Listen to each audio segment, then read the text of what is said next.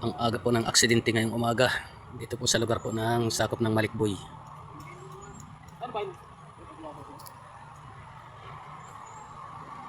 Grabe po ang nangyari dito ngayon, bumaliktad sa pangit ng karsada at lubak-lubak. Ito po ang naging sanhi ng pagkabaliktad niya.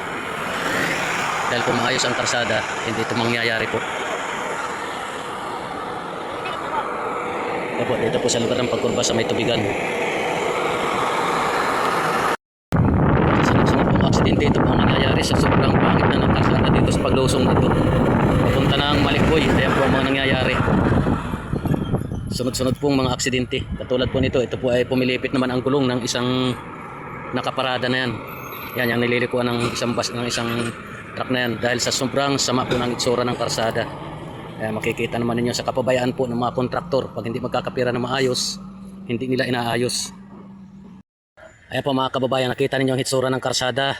Halos putok-putok na. Halos po dito sa paglusong papunta sa Malikboy na ito. Puro ganyan ang problema ng karsada, kaya ang daming nanganga-aksidente. Kaya po sana ang lahat ng mga manggagawa, ng mga kontraktor ay ito naman ay unahin at maraming na-aksidente palagi.